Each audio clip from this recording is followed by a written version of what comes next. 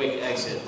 I think we found out about this, I think, well, I was told about this at about 5:30 this afternoon.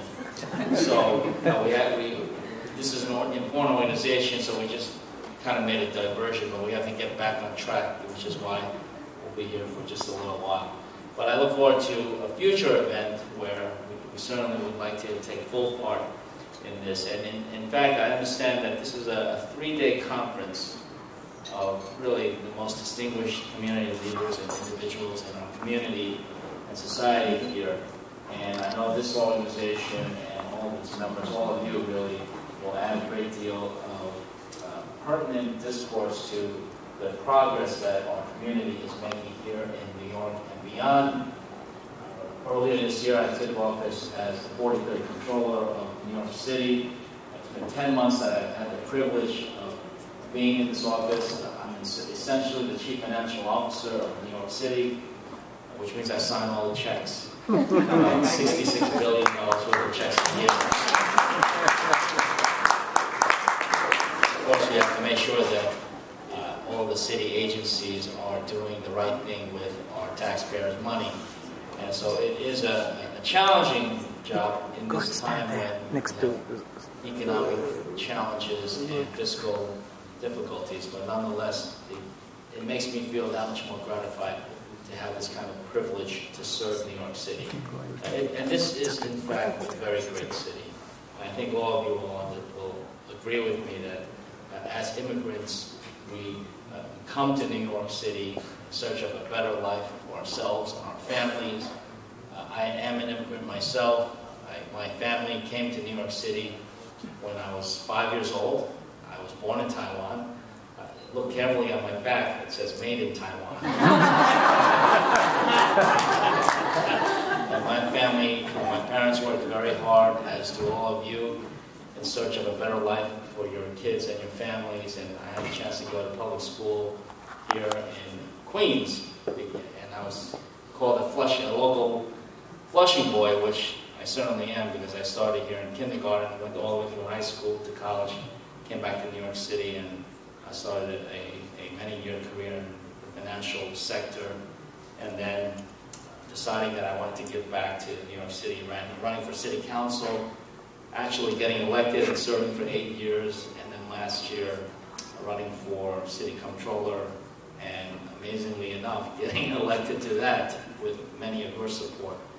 And now for 10 months serving in this kind of citywide capacity. It is an incredible city.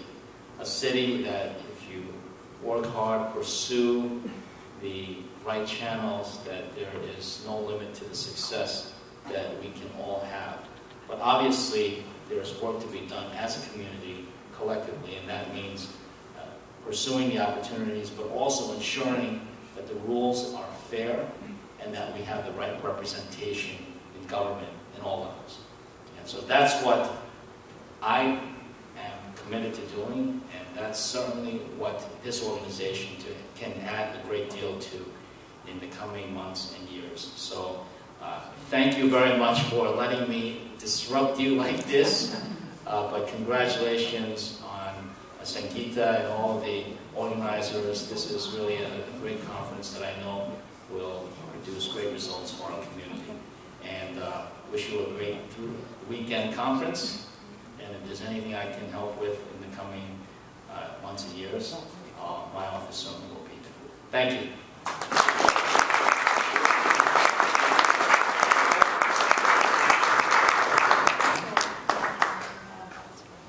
Sure.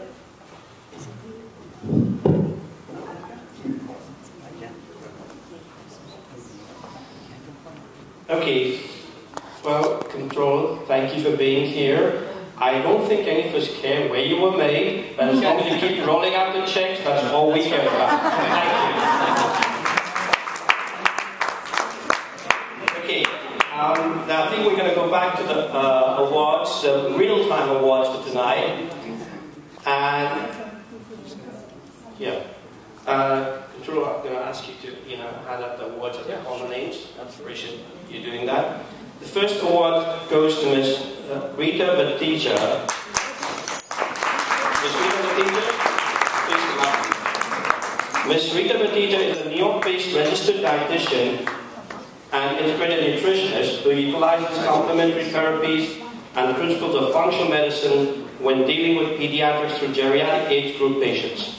She is the founder of the Indian American Dietetic Association and serves on the American Dietetic Association Legislative State Issues Task Force on Food and Nutrition.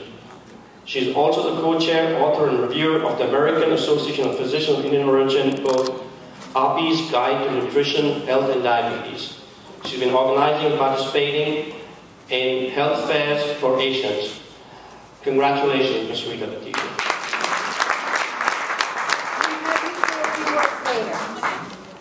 We'll have everybody come back and during this. The second award tonight goes to Dr. Suresh Khanna, who is a Westchester, New York-based physician who is making a difference in our community through charity care and social service. He is a trustee of the Hindu Temple of Tri-State and has contributed to various temple activities in Westchester and New York. He is also an active member of the Indian Center of Westchester, Inc. and has raised funds for several projects including Kargil War Widows, Gujarat earthquake victims, and for the education of the tribal and rural poor. Congratulations, Dr. Khanna.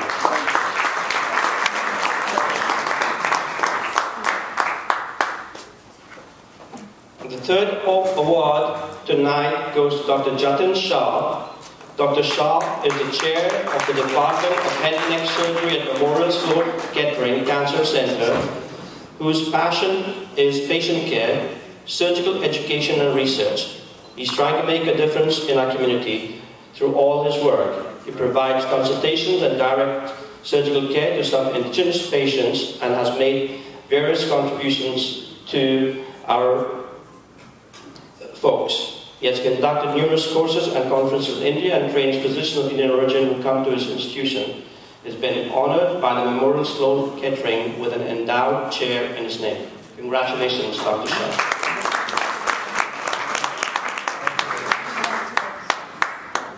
The fourth award tonight goes to Sati.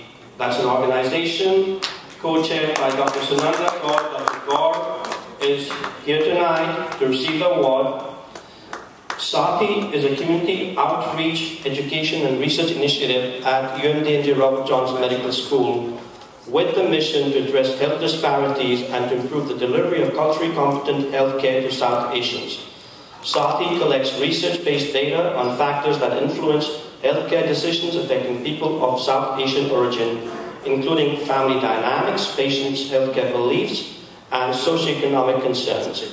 In addition to research, Sati seeks to educate, engage, and empower the South Asian community to promote wellness and improve health outcomes. Congratulations, Dr. Sunanda Gaur.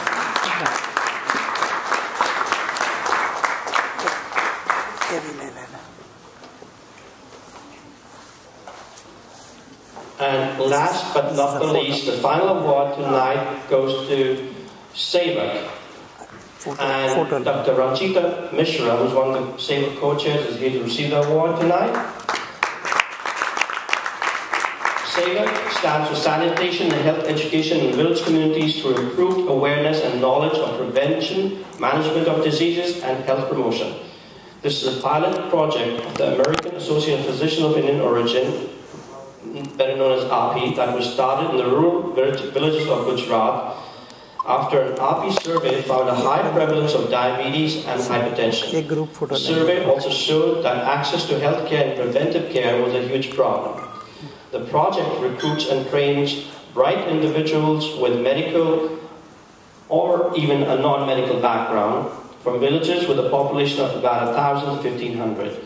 These individuals undergo training to become Sevaks. The Sevaks identify the villagers who are at high risk for various diseases including diabetes and hypertension. They also monitor patients who are on treatment in addition to providing a healthy lifestyle, education and prevention care. Folks, please put your hands together once again and give them a big round of applause. All the awardees, please join with their flag here. All the awardees, please join us here.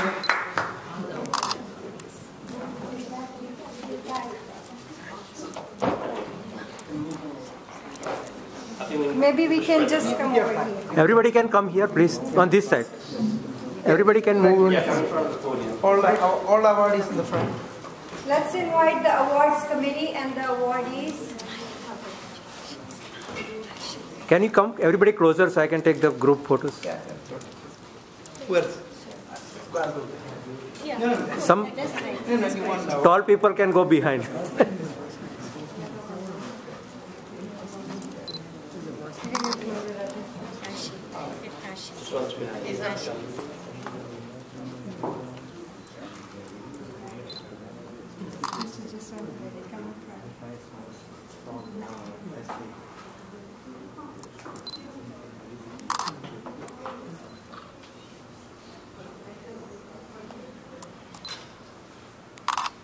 Okay. Congratulations.